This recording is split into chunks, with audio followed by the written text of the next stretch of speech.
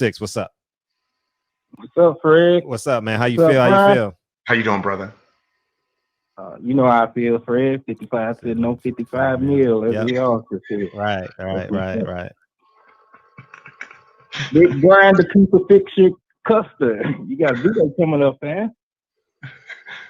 Well, I appreciate it. I appreciate it, my brother. Right. Oh, that wasn't your ring name when you was doing your combat as an amateur. The crucifixion. No, not the group. Nah, Nah, he went to Hampton, man. He spent his Labor Days at Virginia Beach, man. You were talking about, man. He was counting the starfish, man. The jellyfish. You know, they come on shore. He's sure, yeah. You know what I mean? Yeah. Yeah, bro. I was getting it in at HU, bro. Yeah, HU. That was good times. I know. Okay. Fred kind of like asked the question about the 135 division, like who you like. Just say we get treated to what we got treated to in the 80s, and all the guys mixed it up in the welterweight division. Say they repeat that in the 135. Who you see, coming out when all the smoke is cleared as the top dog? Yeah, I think it. I mean, it is really competitive. It is a great division, and you. It's almost like for Gervonta, where are you going to compete? Are you going to compete at both at 130 and 135, or are you going to concentrate at 135? Because I think for Teofimo, who we just talked to, and we'll probably drop his the week after we do Deontay's, he just said if he doesn't get one of those guys, whether it's Ryan or whether it's Gervonta, then he would probably just go up to 140 and just leave 135 altogether. Because as he pointed out, he said, look, I just want legacy. I want big fights. That's why I fought Lomachenko. No one else. And he even talked about how he took a pay cut to fight Lomachenko. He just wanted to fight to show everybody, I can beat this guy. I don't know why everybody's so scared of this guy. And so he said, hey, look, I know Mayweather has said if I fight Gervonta, he's the A side. Well, I got the belts. And I'm willing to talk about money. I don't even care if we have to split the money or what have you. But respect me because I have the belts. I will be the A side guy. I just want the fights. Right. We'll see if that kind of plays out because, as you know, money rules everything, and we'll see how that plays out. But he's a kid I do like because he wants to fight them all. I mean, he wants Garcia, he wants Tank. He is like, I want all of these guys. Let's do it, and then I want to move up to 140. But he said if they want to keep playing around, then I guess. Top Rank has promised him, I think it's the Josh Taylor Ramirez, I think, winner. And so he said, I'll just go do that then. I'll just go do that if they're going to play around. So I just think there's so many great fights at that. And I just hope that we can get all those guys together. But I know it's going to be a tough task, man, because you got Golden Boy, you got Top Rank, you got PBC, and, them cats. None of these cats like to play well in the sandbox together. Mm-hmm. Yeah. But you still alluded to the question, if it all came into fruition, who would you see as being the top dog? Yeah, I think, for me, I think to me the two best fighters right now is probably Gervonta and Teofimo right now. I mean, those two cats can fight. So to me, I just think they're too powerful because they're both big 135 pounders. You know what I mean? So and powerful. And I think that's the thing, that's the equalizer, even if, let's say Gary Russell came up there and Gary can fight, Gary can move, but if he gets tagged by one of those guys, that could be the equalizer in a fight like that. Yeah, no, just being fair to me, answering the question myself, yeah, I see Tank. If they all mix it up together, I see Tank coming out as king of the hill. A focused Tank. A dedicated tank. Yeah. A disciplined tank. Yep. I see him coming out. But enjoy the birthday coming up. That's the Errol Spence fight weekend. You made any plans, or you keeping that reserved for yourself? Not really. I mean, I'll probably be working. Unfortunately, I won't be working that fight. But because I have college football that weekend, so I'll probably be doing that. But it's a big one too for me, Fred, too, because I think I hit the big 5-0. Wow. Yeah. Happy birthday. It's coming. Yeah, man. So But unfortunately, I'll probably be working, doing college football. But I'm really looking forward to it, man, because that whenever Errol is fighting, I'm there. I want to be there, but I'll definitely be watching. Right. Well, enjoy your birthday. The Big 5-0, that is something special. It was definitely special for myself. Absolutely. Are you through with the Big 3? It's funny you said that because I had a conversation not only with Ice Cube. I've been on long enough for it. Always get on me about being on too long. So I'm gonna get off the phone and let you answer that and just listen to the back. All right. No. It's a good question. I had a look, dude. Answer your back door. All right. Your house back door. All right, salute, man. Joke ran too long. Had a conversation with LL Cool J and Ice Cube about it, and they are still adamant that they want to put on Big 3 next year in 2021. The NBA has now laid out their schedule, and so the NBA has basically said that the finals will be done very beginning of July, and so the Big 3 wants to start in June. And they said their plan, because they assume by June of next year we'll be past this pandemic and that we would have fans in arenas, and that's their big draw. So that's their plan, to have it in June of next year. How's interviewing Broner? How's that? I like Adrian. And I tell people this all the time. I think Adrian is a guy. And it is, I think, he always puts on his social media hashtag adjusting to fame. And he is, I think he doesn't realize that he's Adrian Broner, and that Adrian has looked at Floyd and has done a good job taking that Floyd Mayweather model and then tweaking it for himself to build this persona. Now, I think what has happened is that it has gotten so big now, he doesn't know when to turn it off and just be Adrian. And I think that's probably where he is in life. And that's the reason why he does some of the things that he does. Because, when I had him on the show and I asked him, I said, whether it is Errol, whether it is Gervonta, they've all said the guy they go to for counsel is Adrian Broner. And that Adrian Broner gives him the best advice. He's the best. You said you will be surprised at the kind of advice Adrian gives you. So I said, Adrian, why don't you listen to your own advice? And he just shook his head and said, "You're right." Because I am, and as he, how only Adrian could say, "Because I'm a nigga." That's basically what he says in the episode. Yeah. Mike Weary the Great says, where do Haney fit at 135? I think Haney's in there. I mean, Haney is a excellent fighter. I think I think most people will say that Haney is probably one of the best boxers out of all those guys, but don't know if he has the power to beat the Tank, or let's say a Teofimo, that type of fighter. Right. You got a Champion Heart coming in. What's up, champ? What's up, my brother? What's going on, bro? All right, Brian Custer, how you doing, brother?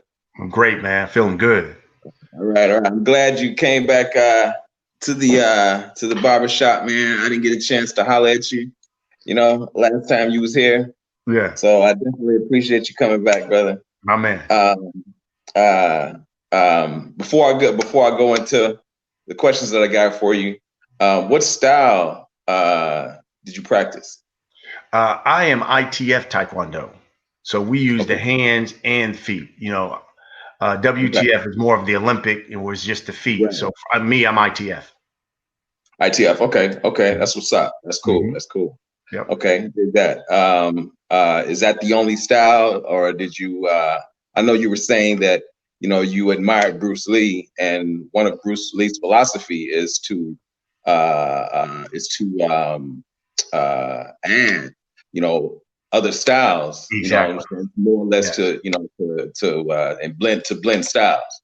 Absolutely. So is that the only style that you studied, or you didn't blend any style? Yeah, for me, I liked the reason why I liked ITF was only for the simple fact that again, WTF was more kicking, just kicking and kicking and kicking, and so for me, ITF was good because you could use your hands. So a lot of times when we spar, it could be a boxing match. You didn't even have to kick if you didn't want to kick. You could just use your hands. And then plus when we also when we practice, you know, a lot of times we learn jujitsu, and it is getting on the floor, learning how to sprawl, learning how to take people down, you know, all that kind of stuff. So that's why I love the ITF style. For me, it fit more because it was a little blend of a lot of things. And you know, listen, whatever style you into, you feel like it's the best. So for me, ITF was the best because it was a little bit of everything. You know what I mean? Yeah, most definitely, most definitely.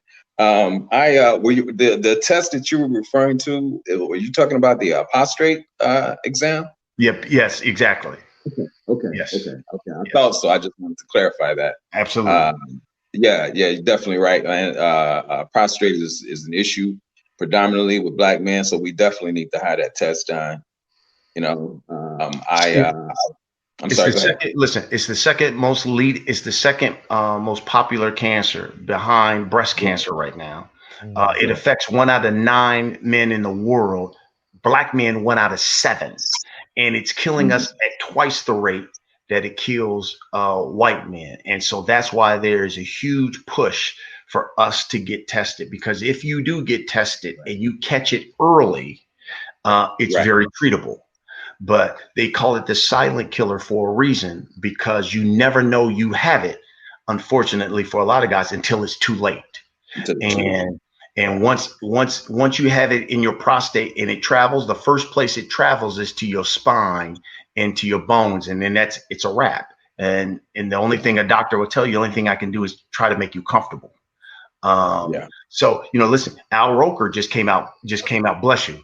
Al Roker just came out and said that he got, and how did he get diagnosed? He had his regular physical and said, oh, by the way, you know, let's do my PSA. Took the PSA, saw that his number was high. They did another one, did the biopsy, and was like, you got prostate cancer. Wow. Okay. Yeah, definitely, brothers, definitely get that done. You know, I was joking with my doctor the last one I had done, and I was like, man, with all this technology, is this still the only way that you all can test for this? You know, you still got to do it this way. Why hasn't technology moved in this area? You know, where you can do it another way without doing it the way you do the exam. You know? The unfortunate thing is, Fred and brother, is that, you know, obviously the PSA test the blood, but I know it sounds bad, but you got to have the digital rectal exam too, man. You got to let him stick his finger up your butt, because right. If he feels that bump back there, it's a problem. And, you know, again, he took my blood, and then he was like, hey, now let me bend over, let me do the digital rectal. I was looking at him like, you gonna do what? And shoot, he went there, and lucky he did, because that was the first sign for me. He was like, yeah, I feel a little bump on your prostate. I think we may have to do, you know, come back in a couple of weeks. We got to do this again. Bump was still there, and then I had the biopsy, and it was like, yeah, you know, you got it bad. So yeah, stay on top of that, man. You got to stay on top of it. Yeah, most definitely. Real quick, man, I want to go into this. Man, I don't. How much of the fight card did you see? Did you see the whole card, or did you? I watched when I got home. The Maloney fight, and I think Valdez had just started, so I saw that, and then they tried to talk about the headbutt, and so right. I'm glad you brought that up, man. I mean, you know, that blatant ripoff. You know what I'm saying? That's the kind of stuff, you know what I'm saying, that gives boxing a black eye, because you could clearly see that there was no headbutt. Right. You know what I'm saying? That his eye was closed from the jabs. Yeah, absolutely, absolutely. Well, I think it was more of protecting their guys. You know what I mean? Listen, you got a veteran ref in there. He makes that decision. It's like, man, are we gonna throw this guy under the bus? Find me some video. Keep going back. There we go. Yeah, see right there. I think their heads were together right here at this part right there. So they were going to try to find something. And you know, again, this goes again, Fred. This goes to my promoting side. But you know, we got Wilder. We're dropping our Wilder episode on Tuesday. And listen, Deontay he's going to lay out a lot of reasons why he feels like Tyson Fury cheated him. And And I think that people are going to listen to it and be like, come on, bro. But then when you see what you just saw in Vegas, you start thinking like, hey, you know what? Yeah. He may not be too far off on some of the things he's talking about, because to us, I think that was blatant. I mean, I didn't see any headbutt, to be honest with you. To me, it was the jab, and all of a sudden the eye starts puffing up. Yeah.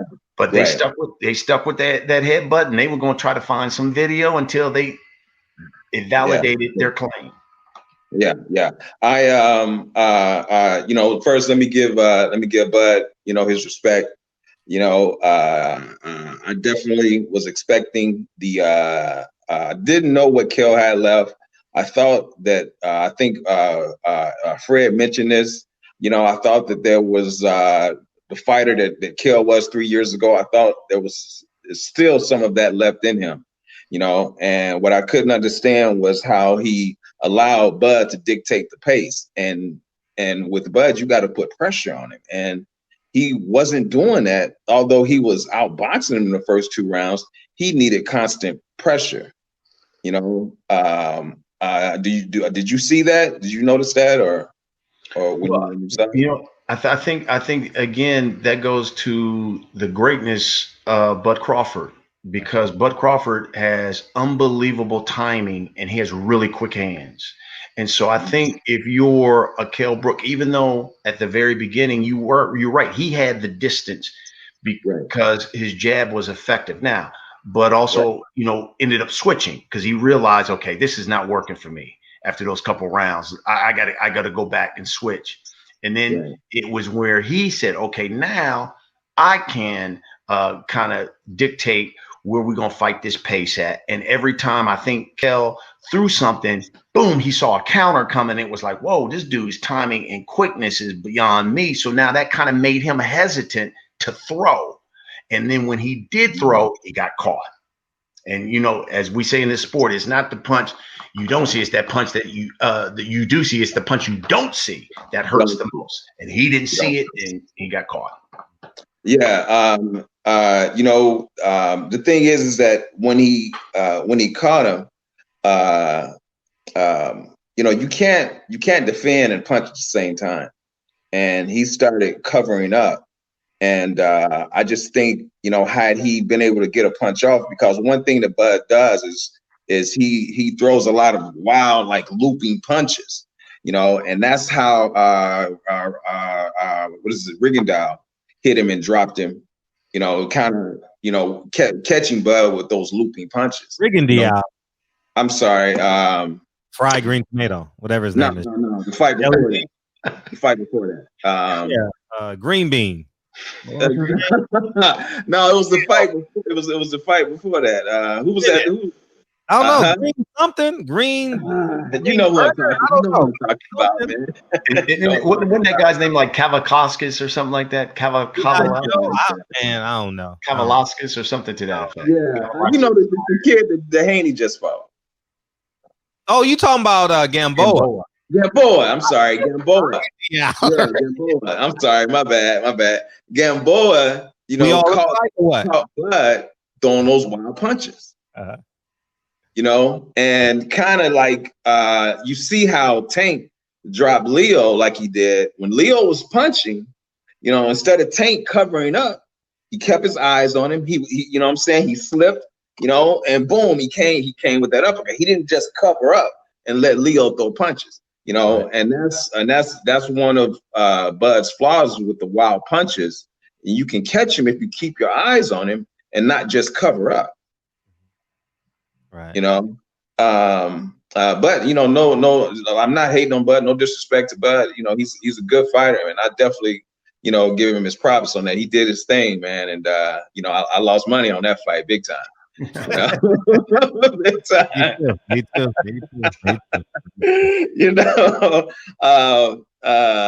Man, I think YouTube is hating on you, man. I'm not getting any alerts, Brian, on your show, man. I'm not getting any alerts, and I know I subscribe to your channel.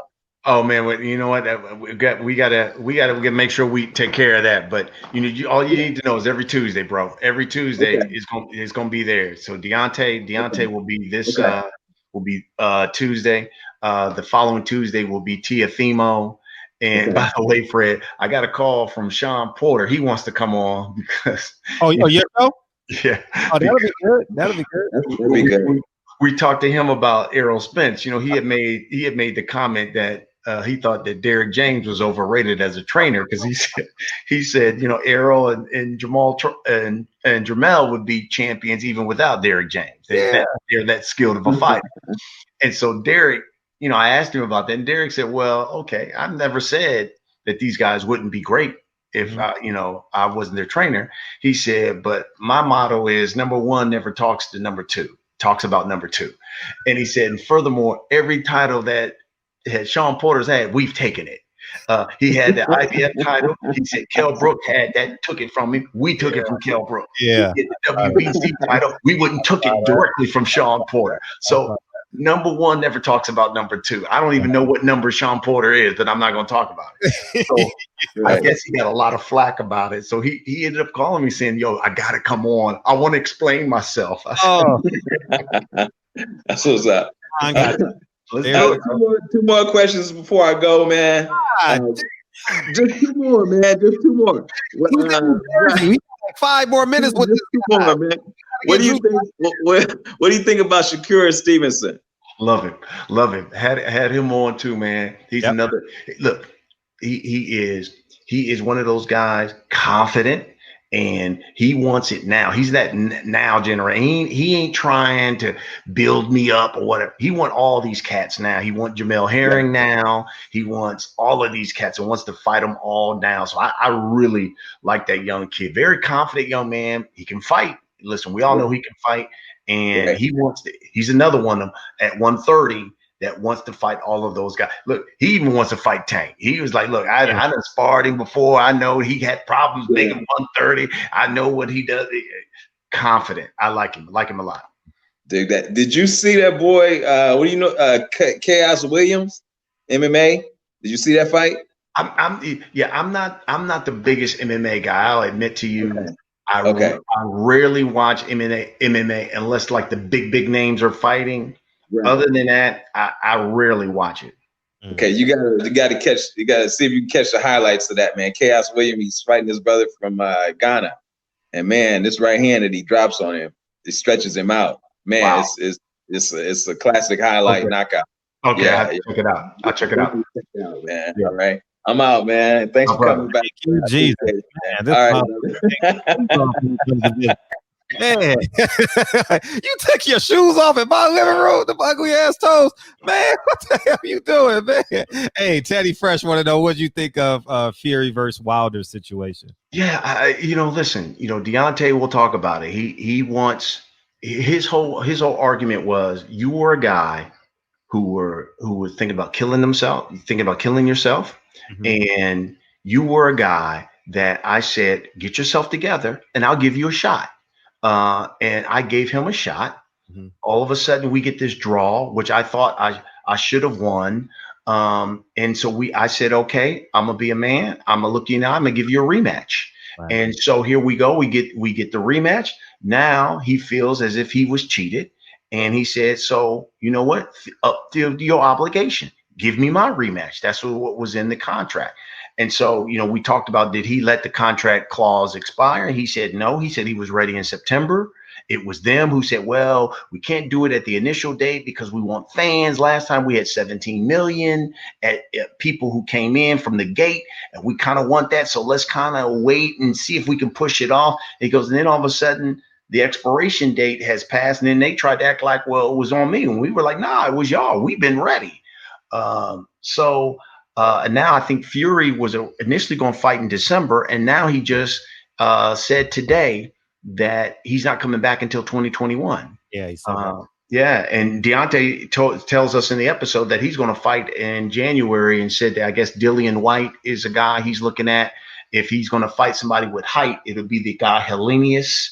Yeah, he said that he would fight, but Ruiz is another guy he wants to fight as well. He said he's not going to wait on him, but he does want that rematch to happen. So we'll see. It really is a mess, man, between those two. Right. Deacon 305. That was a great teaser. Tuesday, What time you dropping on Tuesday? You know, I'll be honest with you, man, because we gotten so much, people been asking me about it so much. I told my guy, I know we usually drop it like midnight.